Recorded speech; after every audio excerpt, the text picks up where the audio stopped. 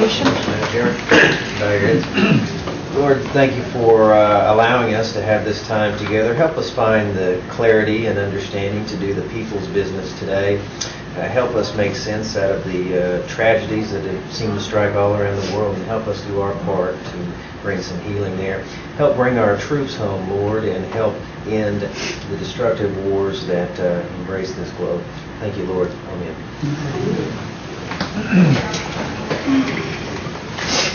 Next we have roll call. Julia Coates. Here. Don Garvin. Aye. Buell England. Here. Bill John Baker. Jack Baker. Here. Harley Bezer. Here. Bradley Cobb. Joe Crittenden. Jody Fishinghawk. Here. Meredith Fraley. Janelle Fulbright here. Chuck Hoskin. Here. Tina Glory Jordan. Present. Curtis Snell. Here. Chris Soap. Aye. David Thornton. Present. Kara Cowan Watts. Next we have approval of the minutes. Second. Any discussion? All in favor, say aye. Aye. Opposed? Next we have our monthly reports, and first we have someone. So Kim, is it you from Career Services? Kim Carroll? Thank you. Diane Kelly is out of the office at a meeting and asked me to step in for him, Kim Carroll, and I'll be glad to answer any questions if I can. Mr. Hoskins? When is the deadline for the summer jobs program? I know it's coming up this month. Do you know that off the top of your head? Yes, it is, and I don't know what that date is. We will continue to take applications, but we hope to have everyone placed by the end of the month. So, Any other questions? Okay, Thank you. Next is the Executive Director's report. Dr. Morton? Thank you very much. Good afternoon. I'd like to make one introduction before I start my report, if you'd indulge me for that. We are increasing our contacts with public schools, especially those schools that serve identified Cherokee communities.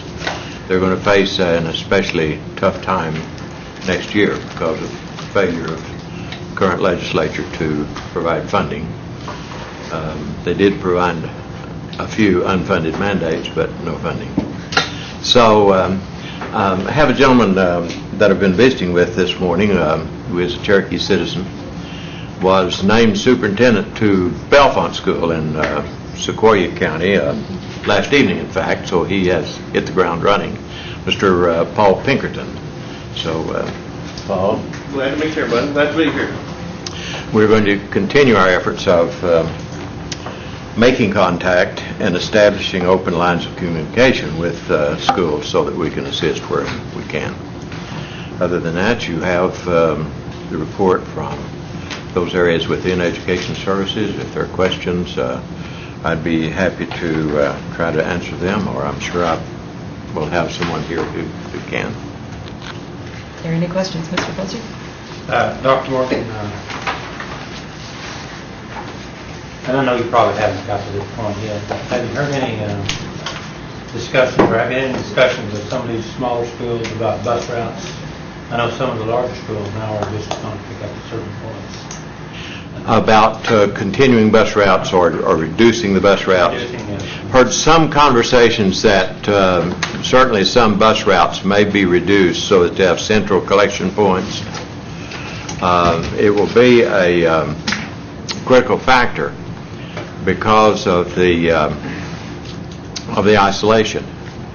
Whereas if in the city bus situation, they could have central points and wouldn't be too big of a problem, but in the rural areas, it obviously would be a problem. I haven't heard. I just thought maybe you might have. But as far as any concrete plans to do that, I think they're going to just try to hump up and meet the guys' costs as long as they can.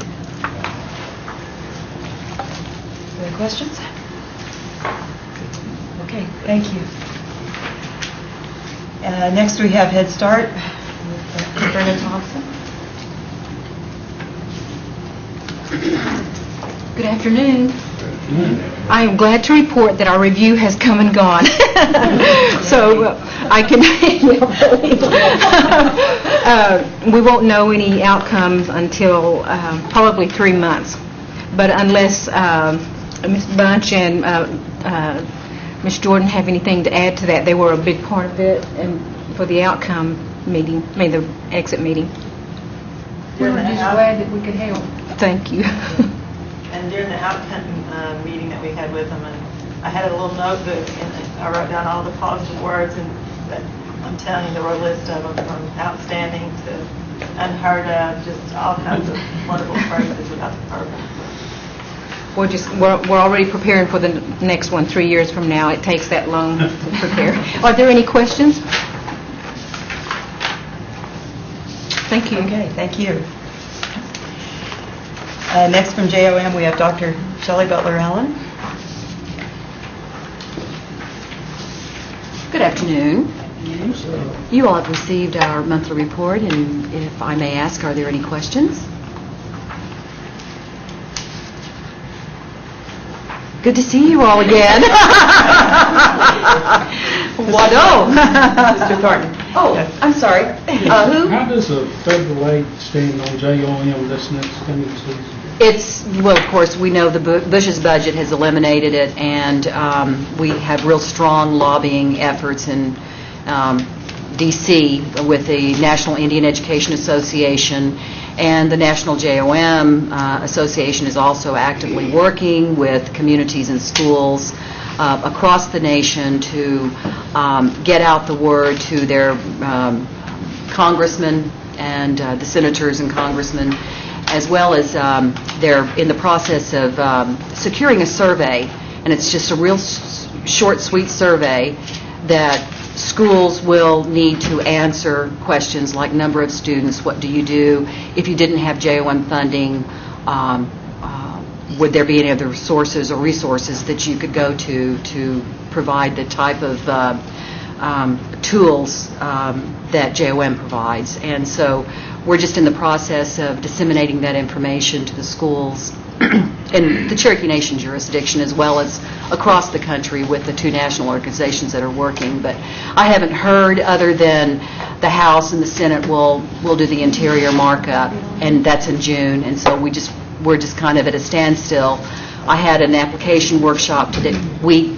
Our program had an application workshop today, and I said, we don't know. And I said, when we send out the applications for next year's, or for this next year's funding, I said, the student number, our allocation is based on student numbers, and I said, when we send out that letter to you, it will be contingent on the federal funding.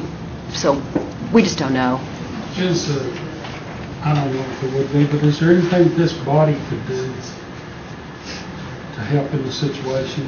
I have, in fact, I can deliver that today. I have the addresses of Dan Boren, who is our congressman, as well as the two senators from the state of Oklahoma. Their addresses at the in D.C. that, a letter writing campaign would be very helpful. Yes. Sir, Would it be best to write them as an individual? I think so. The more number of letters as an individual, I would, rather than a collective body. Councilman Bozick? Thank you. Yes. Dr. Allen, I have a question to see, maybe this could be your opinion, or maybe you have some stats on the thing, is where you have a JOM program within the school system, and then where you have a program that's operated by the parent committee. Correct. How effective is the parent committee versus where it's running the school system? Dollar-wise, do you have anything to tell me on that? Dollar-wise, I don't have anything prepared for you at this time, but in my opinion, yes, it works better in the schools because there's a greater ability to disseminate information and to access the students and their parents within the school setting. However, oftentimes that there's a conflict in working with any federal program within the schools, so they do go community-based. And those parents are the community-based programs, they have to be very actively engaged with the working of the program, and oftentimes they have a difficult time spending their dollars because there's not as easy an access to the students. But, they do work, and in some cases, it really is a necessity to have a community-based program versus school. Well, that kind of surprised me when you said that they have problems spending their dollars. And community? Yeah. Is that right? The other thing is, that's in the school system, does the school take some money for administration of it? Or is it absorbed within the school general budget? No, now we have JOM coordinators that are paid through our appropriations, but the school doesn't receive any JOM monies, or they should not be, and it's on a cost reimbursement basis, so it has to go through several hands to be approved. So they don't have to take a salary out? Like a school administrator? Right. Oh, no. So it's just a coordinator? Exactly. Okay, thank you. Councilman Hoskins? Mr. Chairman, with respect to the JOM being zeroed out by the president, and you said in June there's a markup. Congressman Bourne is not on that markup committee, or did you know? I don't know. I would have to Is research Senator that. Coburn on that markup committee? It would seem to me to be the only one in the state It delegation would that have might to, be. yeah. I would have to do a little bit more research to see what committees these people sit on. I did go up on the website yesterday and research, I wanted to pull up their names and addresses, but there's, you can pull up each individual name of a congressman or a senator and see exactly what committees they sit on. So, and I just haven't extended beyond, getting the names to be able to pass out to people to write letters. I'd be interested in knowing if Senator Coburn was hostile to JOM as President Bush is. Maybe we can find That would out be by very next interesting. meeting. Yeah. Thank you, Madam Chair. Yes. Councilor Watts? Thank you. She answered my question. Okay. Oh. Councilor Thornton? Is there any way to receive a dollar amount that is spent per school or at each school that has a JOM program? Oh, yeah. We do a tracking sheet, so we know what is allocated to the schools, all of the schools each year, and then we know what their total budget expenditures are for about a 5-year period. It's kind of a spreadsheet that Could we have that? Pardon me? Could we get that? Sure you can. Yeah, it's easily accessible. We don't have the final expenditures for this year, however, because... That should be fine. Okay, I can do that. So I have to bring two things to the council. I must bring two things to the council house, one being your request and the other being the names of and addresses of the congressmen and senators from Oklahoma. Is that correct, or? Well, I'm just, Madam Chair. And then the Colburn question. Not so much who they are in Oklahoma, but who from Oklahoma is on the markup committee, if I wasn't clear. Okay. All right. Very I'd good. like to know who's from Oklahoma. Okay. So I'll bring those two documents. I can easy act. What I'd like to kind of keep back in my mind is the expenditures and what will cut and what it's going to take to keep this program alive. It's continuously, every year we face this, the threat. Last year it was reducing it, I think, 40%. But the year before it was total elimination. And the year before it was kind of at level funding. So, If I remember right, we have substituted some on the bill. That's the nation substituting.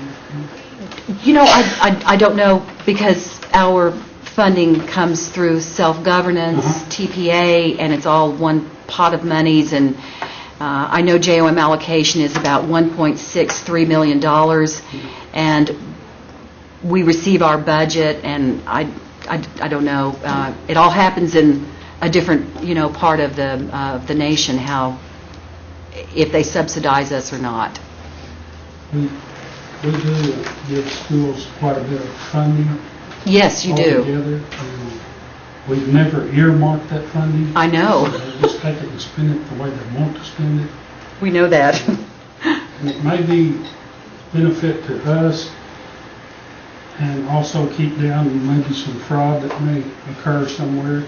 I'm not saying where, but, you know, for us to start looking at maybe earmarking some of that money.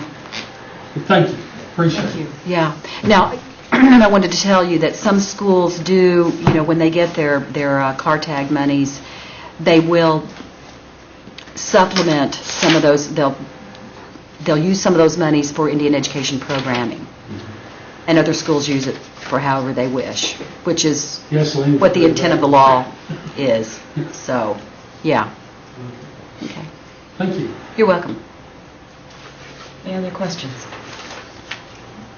Thank you all very much for your interest. I really appreciate these questions because it's the funding is critical, and I don't know what's going to happen. And that's what I had to tell the people today. I just don't know. So, thank you. Next we have from Sequoia High School, Gina Salmon.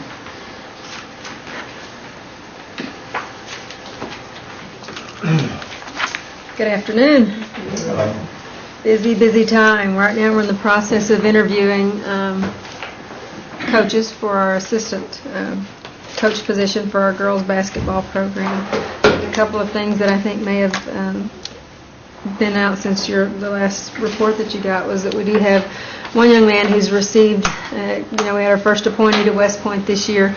We've got a young man that's a junior now that's received his affirmation to attend the U.S. Naval Academy summer program, which is the next step that he's in the process of trying to receive an appointment from the U.S. Naval Academy.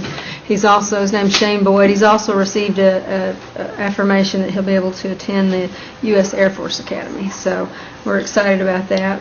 Right now we have 8 Gates Millennium Scholars. I think I mentioned that to you last time. So we are doing a little program this evening to not only congratulate them, but also include those that worked so hard. That's a pretty diligent process to put out a Gates application. So we're recognizing all those kids because there were 15 finalists for that.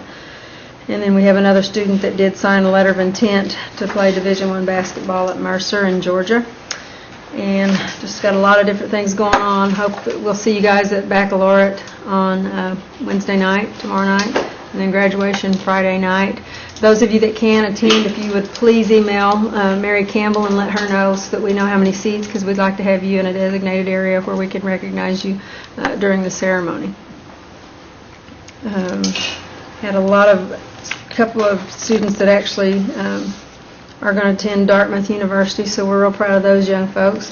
Had an opportunity to be at the National Leadership Institute in New York City, and then went on to tour Andover, Phillips Academy in Andover, Massachusetts. But while visiting the Leadership Academy and a couple of schools in Harlem, there's some good things that are going on, but I'm really proud to also say that a lot of the things that we're doing and these are nationally awarded schools, they're doing a lot of the same things that we're doing, so we're right up there with them. And actually had one school that was real impressed with some of the things that they're doing, and they're wanting to do a partnership with us to share kids and share some teachers to give some experiences.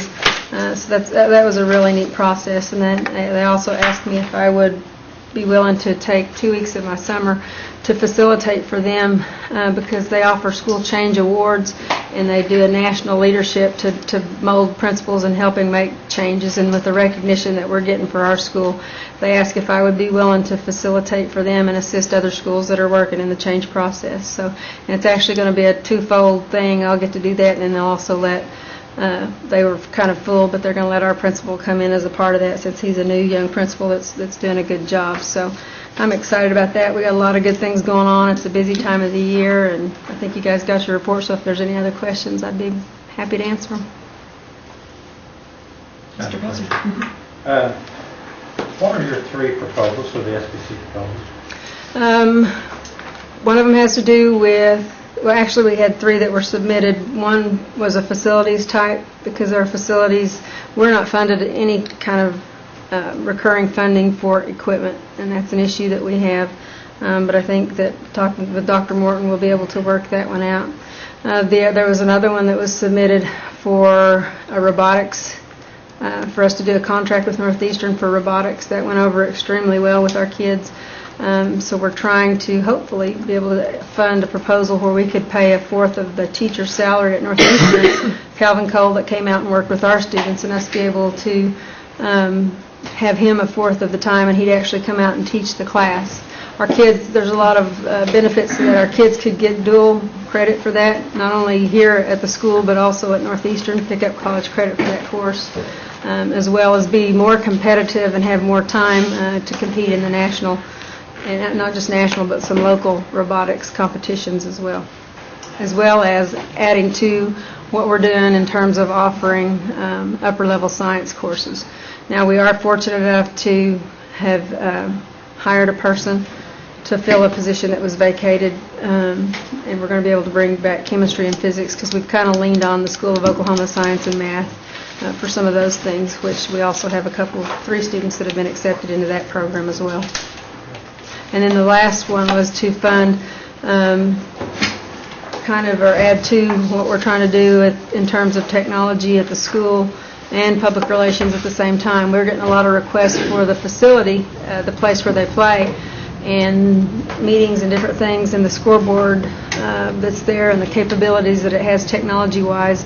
It's going to take a crew that is trained and knows how to operate that equipment for it to be operational, functional, and be well taken care of and maintained. Thank you, Madam Chair. Councilor Thornton. I just want to commend you on the 8 Gates Scholarship Awards. It's outstanding, for school. It is outstanding. And y'all really have done a good job. Thank you. Actually, we got commendations when we were. I'm amazed at the people that know. We got commendations when I was at the National Principals Leadership Institute and at Phillips Academy in Andover, because it's highly known for their academic rigor. And they knew we had 8 scholars. They were very, very impressed that a school our size had that, because this is a school. To go to high school, it's $40,000 a year tuition. I mean, it's incredible what they offer kids. But they were just extremely impressed that we had that many Gates scholars in our school, and they knew that. Thanks. Other questions? All right, thank you. Thank you. And we have the director's report from Dr. Sly. We also have the chief's grade markers and flag status update under old business. Do you want to, is there a separation between the two things at this point, or? Well, my report was included in Dr. Morton, Okay. so if you have any questions over that. And then the other thing that I put in each place was this estimate of the historical marker that was requested of me from last month. And this is an updated one, so. Shall we hold this until old business as it is on the agenda, or Or do you want to? do you want to address it right now? If no one minds, if no one objects, then I'd like to go ahead and make a motion on that. This is our last report, so I think we could go ahead and do that, huh? Yeah. Is it 11 chiefs identified from John Ross to statehood? Okay.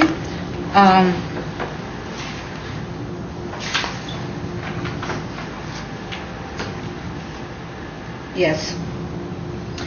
So, Did I not include this in the packet? I had copies for each of you of the chiefs, their where they're buried, the cemeteries are located. There's 13 13, Milam and Keeler, if we include Milam and Keeler. And so I'd like to make the motion based upon the estimate that we go rounding up and accommodating for unexpected things, that it would be $30,000. That when I talked to Doug Evans, he said they're in the unappropriated general funds pool, that $30,000 could be accommodated. And I'd like to move that to executive and finance for chiefs markers. And I guess that would go through Dr. Sly's office, and there would be a bid for it. Is that correct, Dr. Sly? Yes, that would be the process. We would have to ask them that they be given to purchasing. They would accept bids on it and then decide which purchase to. Okay, we have a motion and a second. This is to move it, I'm not understanding, to executive and finance? Yes, Okay. the $30,000. The $30,000, Be okay. included in the next budget modification. Okay. Any discussion? Mr. I Bennett? have a question for Dr. Sprine, I guess Carol. Now, does this include the marker and also the one that goes at the grade itself? Right.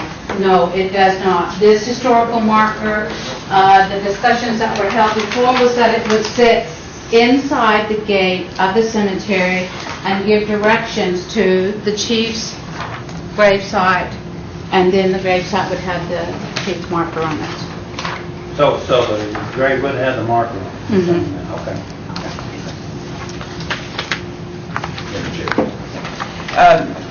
Yes, Mr. Baker. Does your motion include the historical marker at the cemetery, or is it the markers at the grave signs?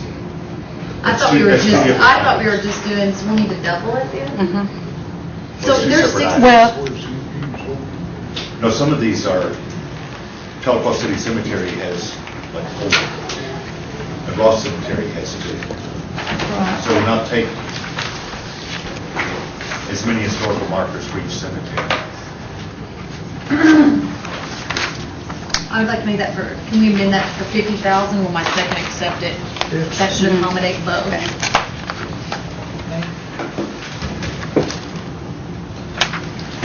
Further discussion? But Councilor I'd like Buzzer? to clarify what Mr. Baker said. What are you saying, Jack, that we don't need 4 markers at the Telequa Cemetery, or what? Okay.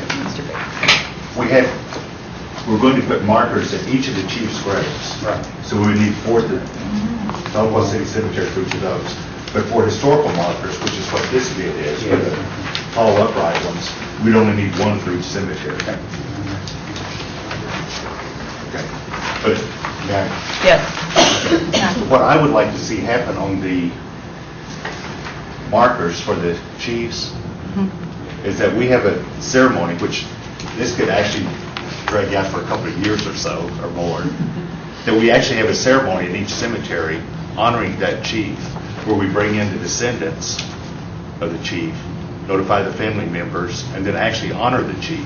I mean, we can put up the marker for people to see occasionally that visit the cemetery or whatever, but if we really want to honor the person, we need to actually have a ceremony to honor that person, much as we do for the Chola Tears people who will do a survival ceremony.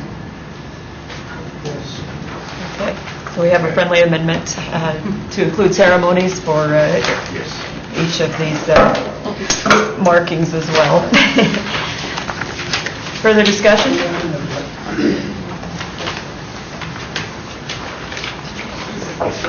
Okay. All right, we have a motion and a second on the floor then to move 50,000 into a budget mod and as part of the budget mod for the next DNF meeting for these purposes. All in favor, say aye. Aye. All opposed?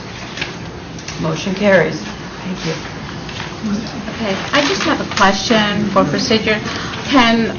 Would there be 1 or 2 individuals for me to work with from the council when we do all of this stuff that I can confer with to make sure that... I'm sure the chair and co-chair would love to do that. Okay, thank you for volunteering. Okay.